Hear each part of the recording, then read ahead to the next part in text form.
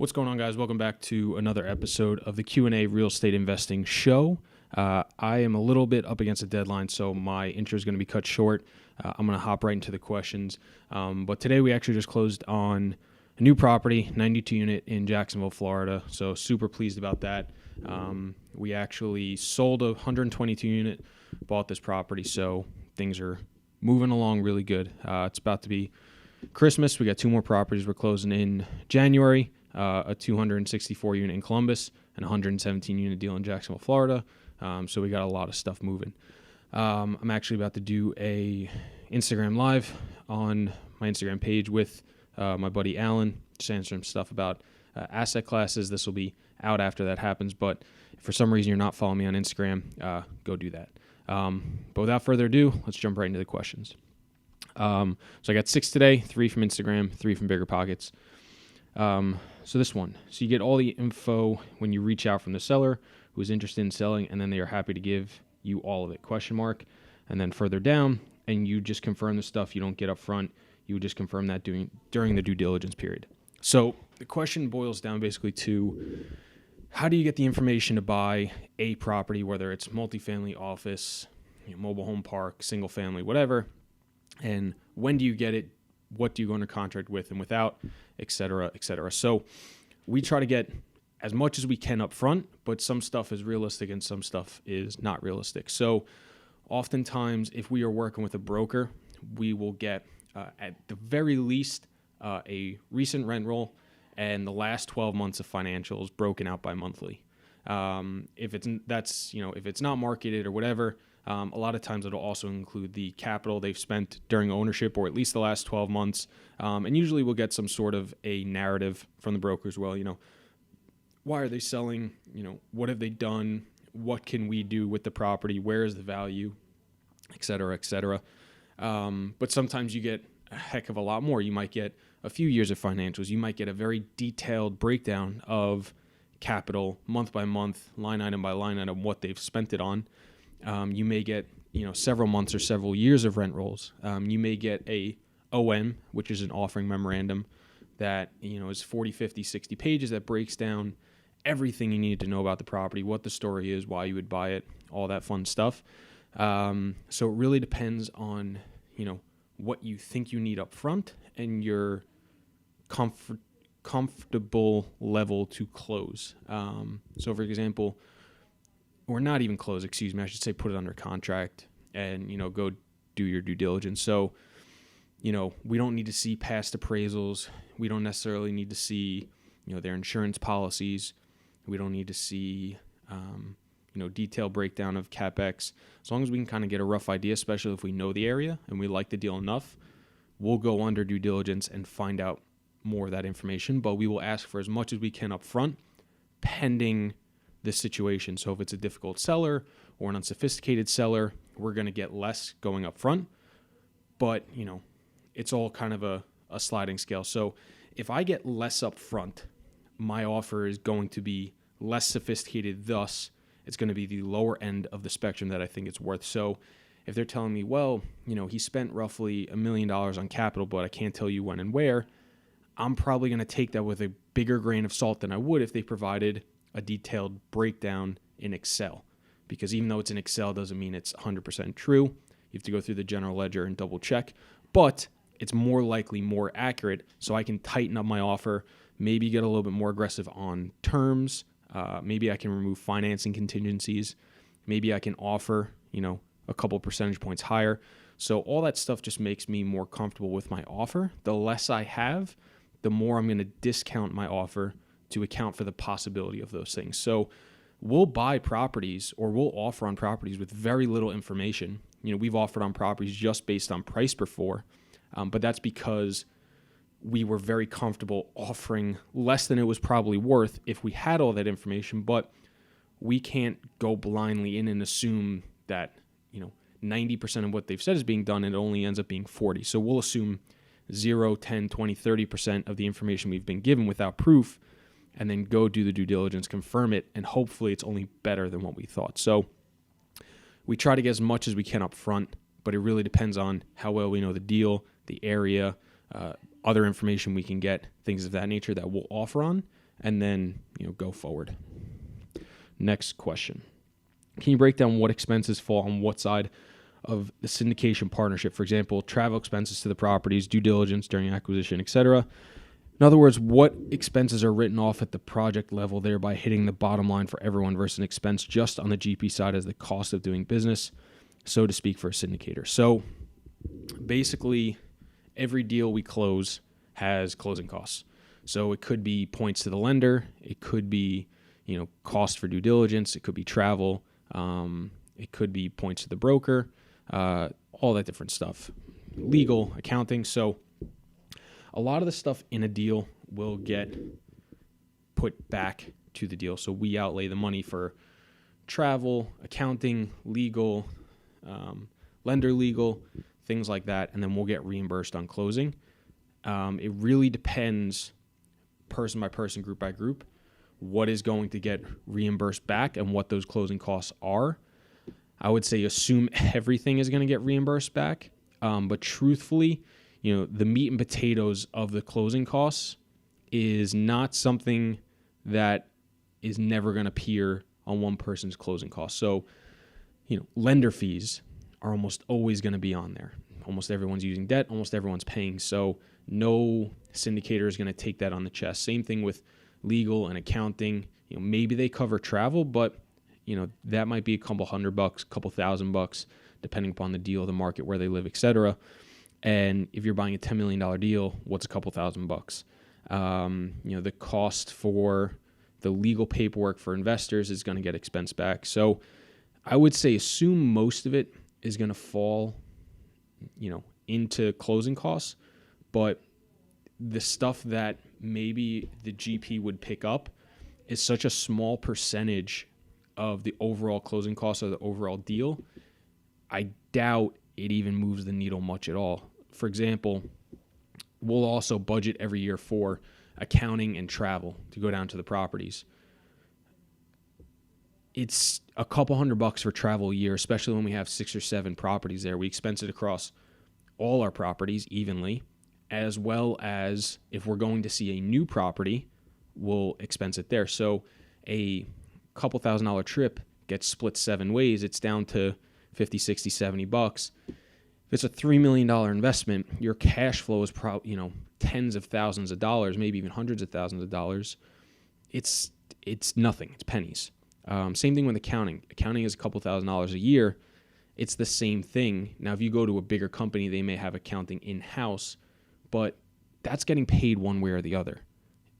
Just because it shows up below the line or it doesn't show up below the line, they're going to account for that somewhere in their margins and what they're charging the deals, whether it's an asset management acquisition, splits on the back end, that money's still going to be accounted for one way or the other. It's just how do you break it out? So I wouldn't be overly concerned about what falls on what side. I would say, though, mostly anything that is directly related to this deal will get expensed at closing as a closing cost, but 90% of it is stuff that has to be, because it would be too much for the general partnership to cover and for them to make enough money, or it would just be, accounted for in different ways. Next question. What is the best way to get into smaller multifamily with no experience? Is there a certain way I should approach seasoned investors, and what value should I provide them in order to make it worthwhile to JV on a deal with me? So this is an interesting question. I think basically it's saying,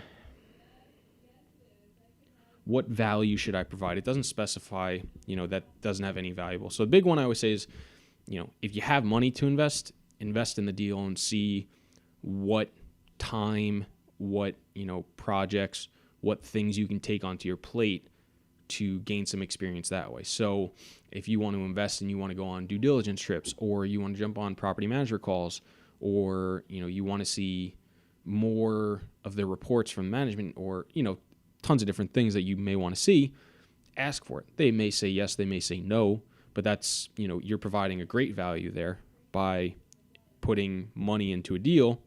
You have some leverage to ask for some things. Now, if you ask for, being able to, be on the bank accounts and, double check general ledger, and you're going to ask them, about every single thing. Nobody's going to do it. It's not worth a headache. But within reason, you can ask for, hey, if you guys go to the property, can I tag along? Can I jump on a management call here and there? Those are pretty reasonable things that you can do. Or, hey, can I jump on a phone call with you once a month?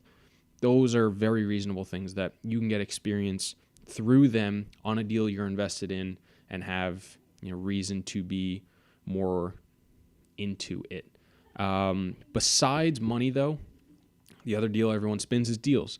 So if for some reason you think you can find deals for somebody, whether it's single family, multifamily, office, retail, mobile home park, whatever, that's another great value prop. If you can provide someone deals that they can put money into, great value prop. You can negotiate equity, you can negotiate experience, you can be on the general partnership side, all sorts of different structures. The world is your oyster there, but another great value prop. Outside of that, those are the two obvious ones. I think there's a way to create a tremendous amount of value for people outside of the traditional ways. So a couple of the examples I give all the time are, if you're finding someone that needs a new website and you do website design, offer to do their website for free, and hey, can we get coffee once a week for the next 6 months? For a small business, that's a tremendous amount of value, not a lot of effort out of their time. Or maybe you're really good at social media management or video editing, and those are things you can offer. Maybe you have really good IT services, or you're a small IT business. You provide those services at cost or reduced price, and you can be a value prop that way. Maybe you are very good at marketing and paid advertising. You can provide a service that way. Maybe you have connections to local government that you can make some introductions, and that person's trying to invest locally.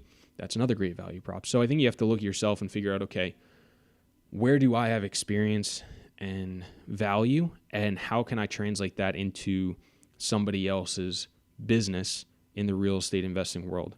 Find the persons that is lacking in something that you can offer and go that way.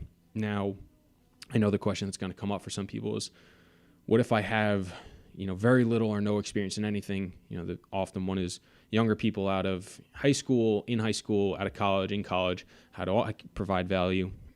Free or cheap labor is almost always needed. So if you're willing to come in for a few hours a day, a few hours a week, over the summer, over the winter, on the weekends, and you can provide cheaper labor or free labor and just take the grunt work off somebody's plate, as people are continuing to try to grow, they're going to continue to try to get rid of stuff. So the best example is combining two examples that I did. We had a guy reach out to us, said, hey, I've done a lot of work on YouTube and I'm trying to get into real estate. Can I do some video editing for you for free? Come into the office 3 times a week, do that, learn, and I'll also help you with some other stuff. We said yes.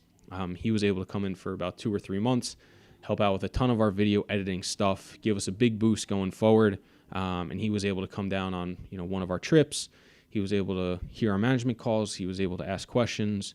We would get coffee and lunch all the time, and I would kind of help him learn the business. So you're only as limited as your creativity and the things you can offer. So I'd really encourage you to look at yourself, see what value you can bring others, and then find the person that needs that and make them an offer that benefits you and them. Next question. How would you value a vacant or nearly vacant property? Drove by a large property today that was for sale, but it looked like it could possibly be vacant or nearly vacant. Would you still use the NOI times cap rate approach, assuming it's either vacant or nearly vacant? The NOI is likely to be negative, assuming expenses, blah, blah, blah, blah. So we've bought a few vacant properties. We've also bought heavily distressed properties where the NOI is nothing, it's negative, or it's very, very low. And those deals don't trade on cap rates. Or if they do, they're so low it's irrelevant. What most people will do is they'll look at the future value of the property and they'll say, hey, if you need to spend $2 million to get this property stabilized, and it's going to take you 3 years, we think your cap rate in 3 years on sale will be 6.5 and it'll be worth $15 million. Well, you can buy it for 8 because you would be all in for 10 or 11 million, and we think you'll make enough money that's worth it for you. So basically what the seller and the buyer and the broker and everyone will look at is, what do I think this property is worth in the future, and what am I willing to pay for today, and what return do I need in order to buy this type of property to make that much money in the future. Now, those types of deals are going to be looking for higher returns than a stable deal because the risk is much higher. So oftentimes there is a discount or a significant discount to recent trades in that area because the property is not functioning accordingly. It is not going to plan. It does need capital. So the way we always look at it is we say, okay, how much money is this going to need? How much time is this going to need? And what can I sell it for or cash flow it for in the future? What cash flow and what returns do I want in the future? And then I will back into my offer, and that's what I'll offer. So on a vacant, distressed, nearly vacant property, I'm not looking at today's NOI. I'm not looking at today's income or expenses because they're wrong. I'm going to project out what I think it is, and I'm going to look for a higher return so that way I have cushion in there in case or when inevitably things go wrong, I have some cushion and some stuff like that. So the better you know the deal, the property, the area, the tighter and, the more you can offer, but you're basing it on future value, future cash flow, etc., and you're backing into an offer. So you would never or should never use current NOI, current cap rate, etc. Quick question for you guys. I'm looking at a property that has 5 units. Its monthly income is $2,475. Asking price is $150K. I like that it's well above the 1% rule. I'm still waiting to get the rent roll, monthly expenses report to verify the income and operating costs. Tenants pay all utilities. I'm estimating monthly expenses to be around $600-700 a month. Hopefully that's high. So if I can't get the property for less than $150K, I'll be putting down $30K, estimating loan at $120K with a 6% interest rate. I'm estimating it high because I'm not sure what rate I'll get yet. I should be finding out tomorrow. Property management is 8% per door, which comes to $198 a month. NOI is $1,677 with an estimated loan payment of $720 a month. After all these numbers, estimated cash flow is just under $1,000, which is just over 13% cap rate and a 38% cash-on-cash return. The numbers look good so far. I just need help trying to figure out how to calculate vacancies. So I'm going to touch on 2 things. One, I'm going to touch on vacancies.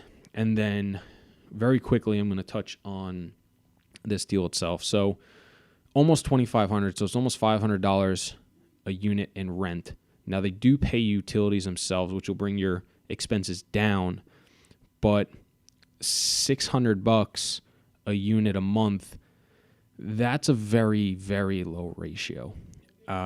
If you add in property management, now you're at, call 200. Now you're at 800 to 900. That's closer, but that's still very low. To me, it sounds like it's very low, and there's probably something they don't know about the property. If you're at 800, 900, and it's bringing in $2,500, you're at roughly 35%. A property that has tenant-paid utilities with a rent in the 500 range, it's probably going to be closer to 40, 45, 50%, depending upon location, because taxes and insurance are a big part of that. Your variable costs are going to change. It just seems very low to me, not knowing where this property is, what condition it's in, what age it is, etc. So just from a high level, I'd be very wary of that. As well as, I think, where is it? $720 a month. Whatever, that's fine. But the question was asking about vacancies and how do I find vacancies? How do I account for vacancies, etc.? So one of the quick ways to look at it is if you had every unit vacant for 1 month, it's about 8.25%. So you take 1 divided by 12, it's about 8.25. That's a very quick way to do it, but it may not be right. So you could account for 91, 92%. But a lot of stuff on vacancy has to do with the market as well as what your plan is. Because the market could be 100%, and this property could have been 100% for the last 20 years. But if I want to renovate every unit in the first year, I'm going to probably have to have people move out in order for me to renovate units. So my occupancy is going to drop, regardless of what the market, regardless of what the property has done. So you have to know exactly what you're looking to do and how long, vacancies for renovations or permits or things like that are going to take, and factor that in. However, one thing I would look for is, find the historical numbers and see what it's done for the last 5 years. If they've owned it for longer, ask for longer. That's going to be a really good indicator. However, one of the properties we're buying has been 98 to 100% occupied for the last 3 years, but they're about 15 to 20% below market on rents. So it's not a true representation, because all the other properties are much higher, so people obviously want to stay there and live there, so their vacancy is significantly lower, which is a plan and a structure a lot of people look for. But for us, we know we're going to be renovating units, and the market is around 95, 96%. We know that's probably going to drop below that because we're renovating units a little bit, so probably 93, 94%. So for the larger stuff in the commercial properties, it's easier to find market data because there's big companies that do it. There's companies like Yardi, Reis, REIS, what else? CoStar, Reonomy. What are some other ones? I'm forgetting some other ones, but they all gather this information on a weekly, monthly basis, and they find out what vacancies are. Another way to do it is, don't buy a property for the first 6 to 12 months and just continue to look at properties, and soon you'll start to figure out, okay, here's what the vacancies are in this area as I've looked at more and more properties, and you can start to get comfortable about, what it's been. And as you talk to brokers and other owners in the area, you can start to find out how this area is done the last year, 2 years, 5 years, 10 years, etc., and just figure it out that way. Another way to look at it is continue to look at listings and see how long listings stay on the market.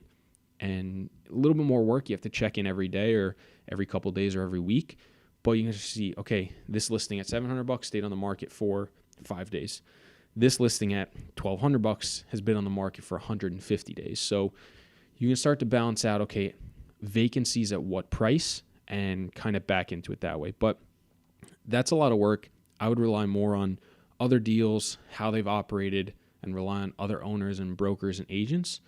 And you can probably find out a pretty good estimate for what it is. And then what I would always do is add in, a couple extra points. So if it's 95, go to 93. So that way you just have some cushion baked in. And, if something goes a little bit wrong, you're not stuck. All right, last question. I'm trying to decide which direction to go with my initial investment. I'm 26. I have $100,000 liquid, and I'm eager to get started. I'm a full-time commercial construction superintendent with some flipping experience, but no buy and hold experience. I expressed my desire to start real estate investing in multifamilies to a guy I've done several side projects for. A few days later, he reached out and wanted to know if he'd be interested in partnering on a deal. He's a couple small single families he rents out. He's never done a multifamily and would also be the main source of capital for the deal. We will be looking mostly in the central Ohio region. My question is, in your opinion, would I be better suited to partner with someone like that, or start smaller with my own capital and be on my own? Just looking for some shared experience. Thanks. So this is a tough question to answer because it's so dependent upon your own personal objectives, goals, fears, etc.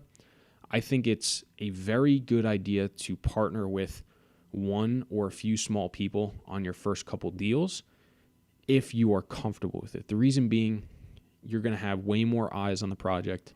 You're going to have way more resources between all of you. You're going to be able to spread your money out more, so you're going to get better diversity, or you're going to be able to buy a bigger property than you would have on your own. So in my opinion, because I'm comfortable with partnering with people, I think there's more advantages than disadvantages. However, I understand that the disadvantages that can occur can really, ruin deals or, people's outlook on investing.